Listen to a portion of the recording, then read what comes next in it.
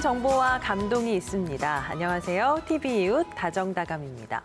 임신을 준비하는 여성이라면 누구나 태어날 아이를 위해서 그 누구보다도 건강 챙기실 텐데요. 그럼에도 불구하고 예기치 못한 질병들이 찾아오는 경우가 있습니다. 그중 하나가 바로 임신성 당뇨인데요. 임신 여성 약 10명 중 1명이 임신성 당뇨병 진료를 위해서 병원에 방문할 만큼 유병률이 높습니다. 오늘 의학 알지 시간에는요. 내분비내과 이강우 원장님과 함께 임신 중 발생하는 내과적 합병증 중에서 당연 1위라고 하는 임신성 당뇨병에 대해서 이야기 나눠볼까 합니다. 원장님 어서 오세요. 안녕하세요. 예, 사실 당뇨병에 대해서는 많이들 알고 계실 텐데 네. 임신성 당뇨병은 모르시는 분들이 좀 많으시더라고요. 네. 앞서서 소개한 것처럼 임신 여성 약 10명 중 1명이 이 임신성 당뇨병으로 병원에 방문한다고 합니다. 유병률이 높은 질환이라고요. 네, 임신한 이후에 내과적 합병증 중에 가장 흔한 게 이제 임신성 당뇨병인데요. 네. 조사에 따라 조금씩 다르지만 전체 임산부의 한 3 내지 10% 정도라고 알려져 있습니다. 근데 임신성 당뇨에는 일반적으로 알고 계시는 임신 중에 생기는 당뇨병뿐만 아니라 원래 당뇨병을 가지고 계시던 분이 임신을 한 경우도 포함되어 있습니다. 그래서 그런 경우를 포함해도 전체 90% 이상은 임신 중 생긴 당뇨병이고요. 네네. 1990년대에만 해도 한 1.7에서 3.9%, 4% 안 될 정도로 흔하지는 않았지만 2007년 이후엔 계속 증가하고 있습니다. 그래서 2011년 거의 10년 전에 이미 10.5%로 보고가 되었고요. 예. 지속적으로 증가하는 추세에 있기 때문에 적절한 예방과 관리가 더 필요합니다. 예, 그러면 이 임신성 당뇨병 어떤 증상이 좀 나타나는 질환인가요? 임신성 당뇨병은 일반적으로 원래 당뇨병이 없던 사람이 임신 20주 이후에 당뇨병이 처음 발견되는 경우를 얘기를 하는데요. 네. 임신 중에는 엄마하고 태아에게 적절한 영양 공급을 해주기 위해서 당대사의 변화가 생깁니다. 근데 그래서 공복 시에 저혈당증이 오고 고인슐린 혈증이 오고 그리고 이런 것들은 임신이 진행되면서 인슐린 민감도가 떨어지고 인슐린 저항성은 증가하기 때문에 나타나게 되는데 네. 정상적인 경우는 이러한 변화를 인슐린 분비를 증가시키면서 보완을 하게 되지만 임신성 당뇨병은 이런 인슐린 요구량이 증가했는데도 네네. 이걸 충족시키지 못하기 때문에 나타나는 질환입니다. 임신성 당뇨병의 특징적인 증상은 별로 없습니다. 혈당이 높은 것 때문에 피로감이나 다갈, 다음, 다뇨 등의 증상이 나타날 수는 있지만 그런 증상이 흔하게 나타나지는 않습니다. 예, 말씀을 들어보면 이제 대부분이 이제 임신 중에 생리적 변화에 의해서 발병되는 당뇨병이다 이렇게 이해를 하면 될 것 같은데 네. 임신성 당뇨병 환자 대부분이 증상이 없다고 하셨잖아요. 네. 그러면 자가 진단하는 것도 상당히 어렵겠네요. 네, 증상이 없기 때문에 임신성 당뇨병을 자가 진단할 수는 없습니다. 그래서 일반적으로 현재 우리나라에서는 임신 24주에서 한 28주 사이에 50g의 포도당을 복용을 하고 네. 1시간 이후 혈당 수치를 확인하게 됩니다. 일반적으로 140 아래라면 정상으로 판정을 하는데 그거보다 높다면 임신성 당뇨병의 가능성이 있기 때문에 포도당 용량을 더 올려서 100g 경구 포도당 부하 검사를 하게 됩니다. 예. 그래서 이 결과를 가지고 임신성 당뇨병 여부를 확진할 수 있습니다. 사실은 일반인들에게 오는 당뇨병도 건강에 좀 치명적이라고 하는데 이제 임산부들에게 오는 당뇨병이라면 더 위험성이 높은 거 아닌가요? 혈당이 높은 것 자체의 기간이 임신성 당뇨병은 짧기 때문에 네. 혈당 높은 것 자체의 합병증은 그렇게 크지가 않습니다. 하지만 임신성 고혈압, 즉 임신 중독증이 증가할 수 있고요. 산후 감염이나 분만 시 거대화로 인한 난산, 제왕절개율의 증가 등이 나타날 수 있습니다. 그리고 출산 후에도 임신성 당뇨병이 없어지지 않고 그대로 제2형 당뇨병으로 지속될 수 있고요. 예. 없어지더라도 이후에 나한테 생길 수 있는 당뇨병 위험성은 더 높아진다고 되어 있습니다. 예, 그러면 출산 후에도 계속해서 이 당뇨병이 이어질 수도 있다는 건가요? 네, 대부분의 경우 출산 후 임신성 당뇨병은 없어집니다. 하지만 다음 임신 때 다시 재발할 수도 있고요. 예. 임신성 당뇨병이 있던 사람의 한 50% 이상에서 15년 내지 20년 후에 당뇨병이 발생할 수 있기 때문에 출산하고 나서 그대로 끝나는 게 아니고 6주에서 12주 사이에 경부당부화 검사를 다시 시행을 해서 상태가 정상으로 돌아왔는지 또는 당뇨병이나 당뇨 전 단계가 지속되는지를 확인을 해야 되고 네네. 그게 정상이라 하더라도 최소한 매년 당뇨병 선별 검사를 받는 것이 좋겠습니다. 아마 많은 분들이 걱정을 하실 것이 이 임신성 당뇨병이 태아에게도 영향을 미치는 게 아닐까 하는 거거든요. 실제로 어떤가요? 임신 중에 생긴, 임신 중반에 생긴 임신성 당뇨병 자체로 태아의 기형은 증가하지 않는다고 알려져 있습니다. 하지만 임신성 당뇨병은 고혈당 자체가 태아의 성장을 촉진시켜서 체중 4kg 이상의 거대아의 원인이 될 수 있고 또 신생아 저혈당, 저칼슘혈증 또는 신생아 호흡곤란 증후군 등이 생길 수 있는 확률은 증가한다고 되어 있습니다. 그러면 혹시요, 이 태어나는 아이가 선천적으로 당뇨병을 가지고 태어날 그런 확률도 있는 건가요? 임신성 당뇨병을 가지고 있던 아이가 태어나자마자 당뇨병에 걸리는 것은 없고요. 네. 태아가 이제 출생 이후에 성인병 발병률까지 높이는 것은 나타나 있습니다. 임신성 당뇨를 가진 산모의 태아가 정상혈당을 가진 산모의 태아에 비해 더 많은 체지방을 가지고 태어나기 쉽고요. 그렇기 때문에 유년기나 그 이후에 소아 비만이나 대사질환 등의 위험성이 높아질 수 있습니다. 그래서 출산 이후에도 아이에 대한 관리를 꾸준히 하셔야 되고요. 그러한 관리를 통해서 아이가 당뇨병으로 이완되는 경우는 더 낮출 수 있습니다. 부모님께서 이제 꾸준하게 관리를 해 주셔야 되겠네요. 네, 그렇습니다. 앞서서 임신성 당뇨병이 증가 추세에 있다 이렇게 말씀을 해 주셨잖아요. 어떤 경우에 임신성 당뇨병이 찾아올 수 있나요? 임신성 당뇨병의 고위험군들이 있는데요. 임신 전에 비만한 경우, 즉 체질량 지수가 30 이상으로 비만하거나 가족 중에, 직계가족 중에 당뇨병이 있는 경우, 또 이전에 임신성 당뇨병이 있었던 분들, 네네. 그리고 이전에 4kg 이상의 거대아를 분만했던 경우나 뚜렷한 이유 없이 사산, 조산, 그리고 유산 등의 경험이 있는 경우는 좀 더 위험성이 높다고 되어 있습니다. 그리고 임신과 출산 연령이 높아지면서 고령 임산부가 증가한 것도 한 원인이 되고 있는데요. 네. 임신을 하면 호르몬 변화 때문에 원래 당 조절이 잘 안 되는데 나이가 들면 그러한 기능이 더욱 감소해서 당 조절이 더 힘들어지기 때문에 임신성 당뇨병에 더 취약하다고 할 수 있습니다.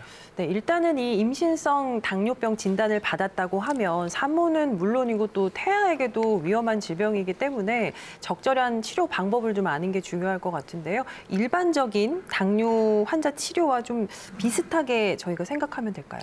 관리 방법은 혈당이 어느 정도냐에 따라 좀 달라지게 됩니다. 그렇지만 식이요법과 운동요법은 가장 공통적으로 해야 되는 거고요. 우선 식사요법하고 운동요법으로 치료를 시작을 하고 식사와 운동요법만 가지고 혈당 조절의 목표치에 달성하지 못할 경우에는 인슐린 치료, 약물 치료 중에서 경구약제는 하지 않고 인슐린을 쓰게 되는데 인슐린 치료를 시작을 합니다. 우리가 목표로 삼는 건 공복 혈당은 95를 넘지가 않고 먹기 시작해서 숟가락 들었을 때부터 1시간 혈당은 140 이하, 2시간째는 120 이하로 조절하는 것을 목표로 하고 있습니다. 예, 지금 치료법에 대해서 얘기해 주셨는데 그러면 미리 예방하기 위한 예방법이 있을까요? 예. 비만인 경우는 임신 전에 체중 조절을 하고 임신 후에도 체중 증가가 적절히 되고 있는지 확인을 하고요. 건강한 식습관을 유지하고 가벼운 운동을 하는 것들이 그런 방법이 되겠습니다. 그리고 적절한 치료는 합병증의 발생 위험을 현저히 낮출 수 있다는 것을 분명히 생각을 하시면서 임신성 당뇨가 확정된 이후에도 좀 힘들 수는 있겠지만 꾸준한 치료를 이어나가는 적극적인 자세가 필요하겠습니다. 네. 이게 임신 중에 오는 질병이다 보니까 그만큼 걱정도 2배가 될 텐데요. 임신성 당뇨병과 관련한 대표적인 질문 몇 가지를 모아봤습니다. 보면서 좀 이야기를 나눠보겠는데요. 자, 임신성 당뇨병에 관한 오해와 진실 첫 번째입니다. 네. 치료 과정 중 인슐린을 맞으면 유산 가능성이 커진다. O인가요? X인가요? 정답은 X입니다. 예. 인슐린은 태아의 유산과는 전혀 상관이 없습니다. 오히려 인슐린 치료가 필요한 분이 인슐린을 사용하지 않아서 혈당 조절이 되지 않으면 그것으로 인해서 유산 등의 위험성이 더 높아지기 때문에 네네. 필요하다면 인슐린 치료를 꼭 받으셔야 됩니다. 오히려 치료를 하지 않고 방치를 하면 유산 가능성이 더 높아지네요. 네. 뭐 가장 좋은 건 식이요법과 운동을 이제 병행을 하면서 정상 혈당을 유지하는 게 좋을 것 같습니다. 자, 오해와 진실 두 번째입니다. 네. 임신성 당뇨병을 가진 산모는 모유 수유가 불가능하다.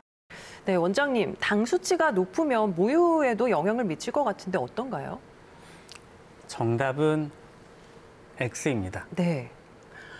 엄마가 당뇨병이 있어도 모유 수유하는 것에는 아무런 상관이 없고요. 인슐린으로 혈당 조절을 하는 경우에도 모유 수유를 하실 수 있습니다. 네, 다행입니다. 네, 오해와 진실 마지막 질문입니다. 임신 후반기로 갈수록 당 수치가 오른다. 어떤가요? 답변은 O입니다. 임신 중에 혈당 증가는 태반에서 분비되는 호르몬 등에 의해서 발생을 하게 되는데요. 네.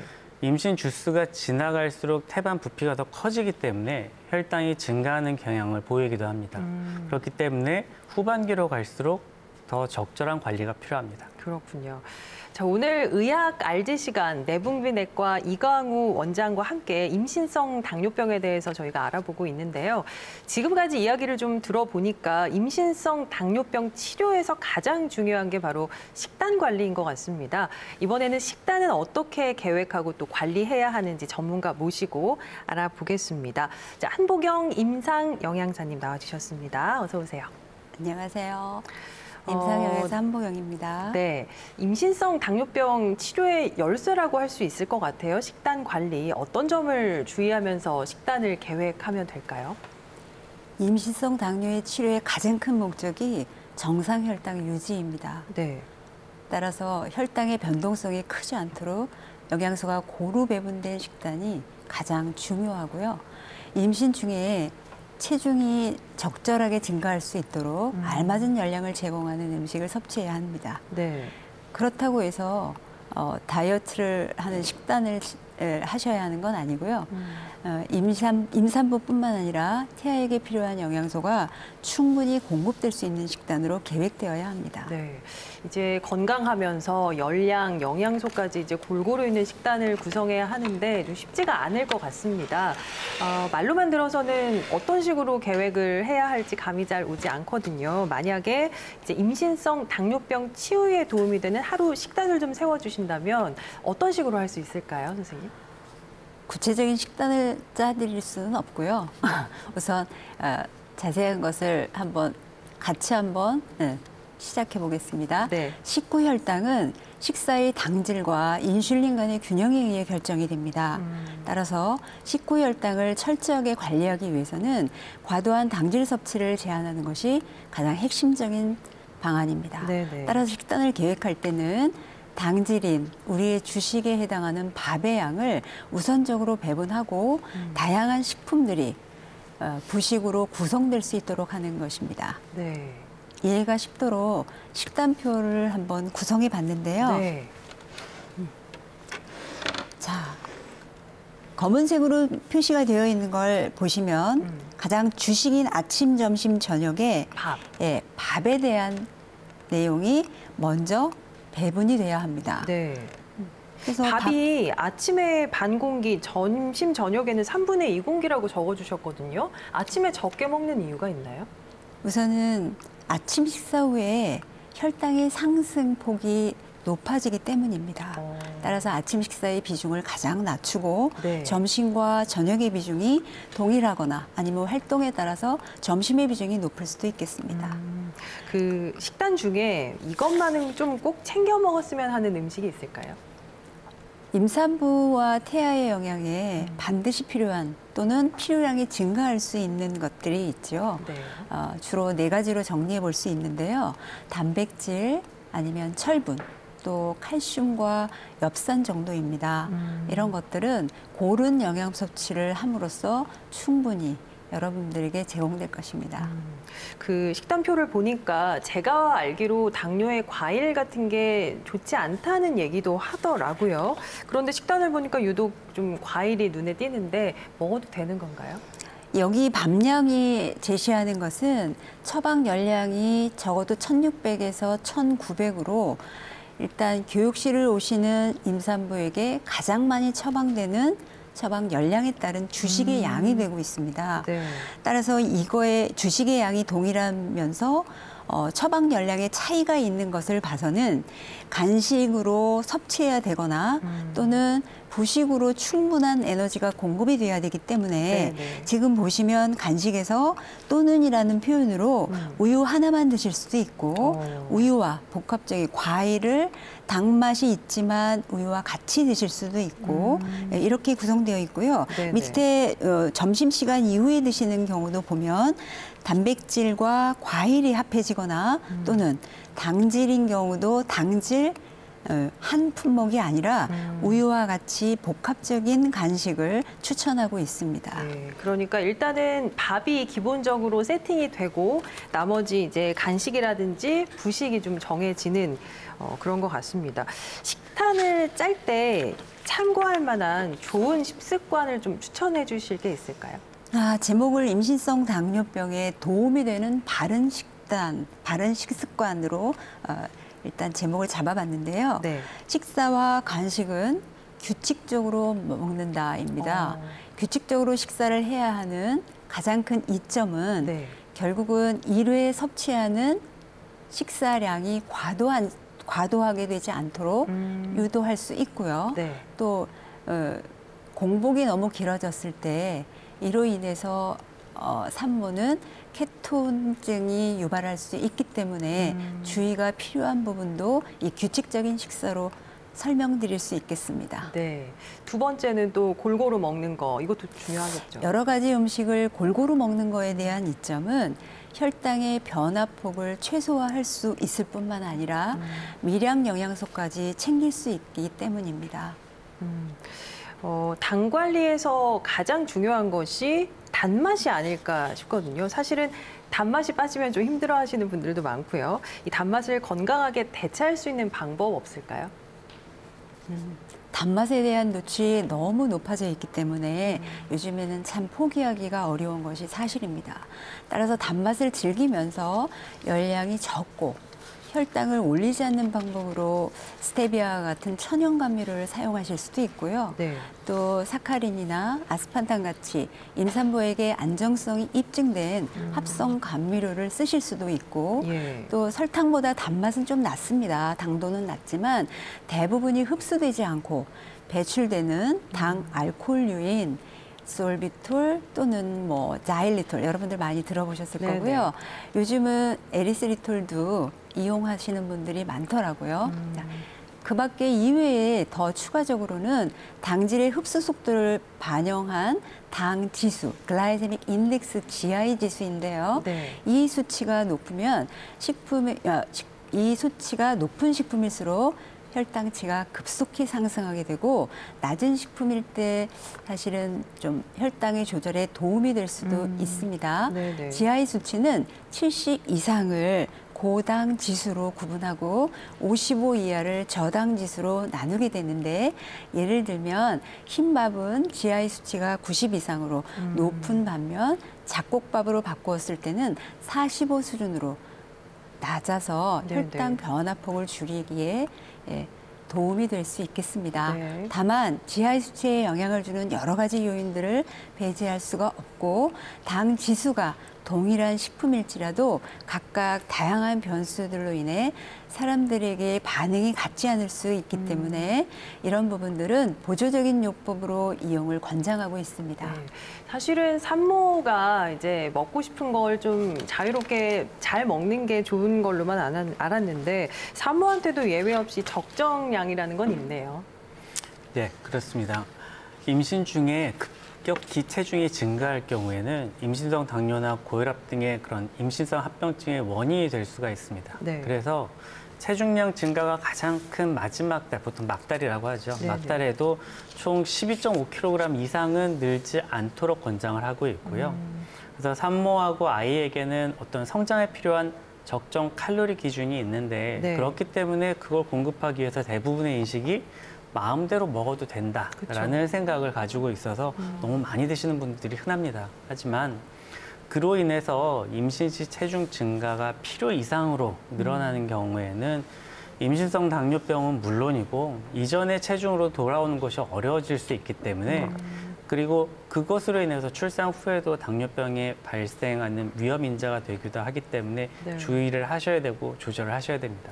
식단 관리를 잘하면서 당 조절이 잘 되고 있는지 또 주기적으로 살펴보는 게 중요할 것 같은데 직접 좀 손쉽게 검사할 수 있는 방법이 있다고요? 네. 가장 기본적인 방법은 직접 본인의 혈당을 측정하는 자가혈당 측정법입니다. 네. 식전 식후로 꾸준히 혈당을 측정을 해서 목표치 이내로 조절이 잘 되고 있는지 확인을 하고요. 그것에 문제가 있다면 어떤 부분에 문제가 있는지를 확인을 해서 생활 습관을 교정하는 것이 중요합니다. 네. 목표는 아까 말씀드리기도 했었지만 공복 혈당은 95를 안 넘게 하고요. 식사 시작해서 1시간째 혈당은 140, 2시간째 이내는 120 이하로 하는 것이 목표입니다. 네. 또 케톤에 대한 걸 알고 계시는 분도 많이 있을 텐데요. 케톤은 혈당이 조절되지 않을 때도 발생을 하지만 꼭 하나 생각하셔야 될 건 식사량이 부족하거나 공복 시간이 길 경우에도 발생을 할 수 있기 때문에 그러한 점은 참고를 하시는 게 좋겠습니다. 예, 자가 혈당 측정 그리고 케톤 측정 두 가지 기억해야겠습니다. 자, 영양사님 그러면 출산 후에도 계속해서 식단 관리를 해야 되는 건가요? 출산 전과 같이 힘든 식사 관리를 유지할 필요는 없습니다. 다행이네요. 네. 대부분의 임신성 당뇨의 여성이 분만 후에는 빠르게 정상 활동을 유지할 수 있기 때문입니다. 네. 다만 제2형 당뇨병의 위험이 증가하지 않도록 체중 관리는 필요할 수 있겠습니다. 예. 이 산모의 체중 조절 건강을 위해서 할 수 있는 간단한 좀 운동법이 있을까요, 원장님?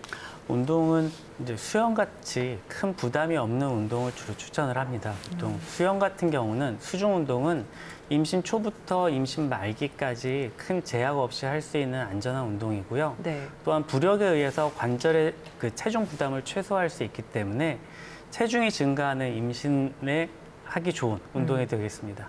그리고 아령같이 그런 가벼운 무게로 시작해서 점점 횟수를 늘려가는 방법도 권장을 하고요. 네. 하지만 무리한 동작이나 무거운 무게를 이용하는 기구 운동은 삼가도록 하는 게 좋습니다.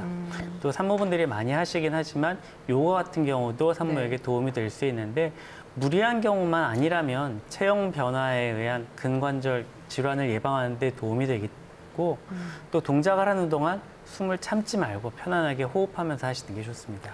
예, 요즘 여성들이 아이 낳는 시기가 점점 늦어지고 있습니다. 그래서 고령 임신에 대해서 또 이런 질환들에 대해서 더 겁을 먹는 경우가 많다고 하는데 이런 점을 좀 유념하면 괜찮다는 조언을 부탁드려 볼게요. 영양사님 먼저 좀 말씀해 주실까요? 네, 저는 교육자로서 임신성 당뇨로 만나게 되는 분들이 특히나 애착이 가고 개인적으로 보람을 느낍니다. 네. 모든 유형의 당뇨병 환자에게 식사 관리는 가장 기본적인 치료 방법이지만 이걸 실천으로 이어져서 이론적 근거를 확인할 수 있는 분들이기 때문인데요.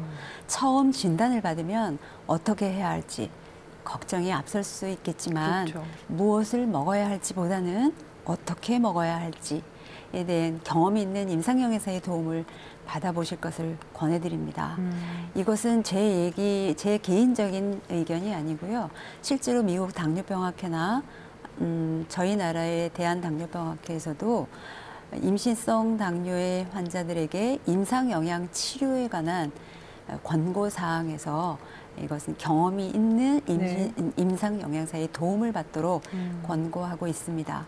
지금까지의 내용이 모두에게 적용되는 것이었다면 개별화된 교육은 내게 맞는 나만의 방법을 함께 찾아갈 수 있을 거라고 생각이 됩니다. 예, 원장님 어떤 조언 해주시겠어요? 가장 먼저 말씀드리고 싶은 건 임신성 당뇨병은 엄마가 무언가를 잘못해서 생기고 그걸로 인해 아이한테 어떤 영향을 줄 수 있는 게 아닙니다. 예. 엄마의 죄가 아니고요. 아이를 임신한 것 때문에 아이 때문에 이러한 상황이 생길 수 있는 거고 그러한 상황이 됐다 하더라도 적절한 식사 조절하고 운동을 하면서 필요하다면 인슐린을 사용해서 잘 관리를 하면 네. 건강하게 아이를 출산하실 수 있습니다. 그렇기 때문에 임신 후 당뇨병이 생겼다고 해서 걱정만 하시거나 좀 이 혈당 재는 거나 식사 조절하는 거 귀찮아하시지 마시고요. 꾸준히 관리하시면 됩니다. 그렇게 건강하게 생활하시면 되고요. 또 한 가지는 현재 당뇨병을 가지고 계신 분이 임신을 계획하실 때인데요. 임신 중에는 특히 임신 초기에는 높은 혈당이 여러 가지 선천성 기형 위험성을 높인다고 되어 있습니다. 그렇기 때문에 혈당을 임신 전에 혈당을 인슐린으로 확실히 조절을 하고 네. 임신을 하시는 것이 가장 좋겠고요. 임신을 하신 이후에도 철저하게 혈당 조절을 하셔야 됩니다. 그래서 태아와 산모 모두 최선의 건강 상태를 유지하고 의료진의 적합한 진료 또 노력이 뒷받침된다면 건강한 아이를 건강한 아이를 출산하실 수 있으니 자신감을 가지고 하시기 바랍니다. 네. 전문가들의 도움을 받아서 무엇보다 꾸준하게 관리를 하는 게 중요하다는 말씀으로 정리하겠습니다. 두 분 오늘 나와주셔서 고맙습니다. 감사합니다. 감사합니다. 네, 다음 주 의학 알지에서는요, 오늘 이야기했던 혈당 조절과도 큰 연관이 있는 몸속 기관이죠. 췌장에 나타날 수 있는 질환에 대해서 알아보는 시간 갖도록 하겠습니다. 궁금하신 점 있으신 분들은요, 다정다감 홈페이지 시청자 게시판에 올려주시거나 아래 번호로 연락 주시면 답변해 드리도록 하겠습니다. 자, TV이웃 다정다감 오늘 준비한 소식은 여기까지입니다. 함께해 주신 여러분 고맙습니다.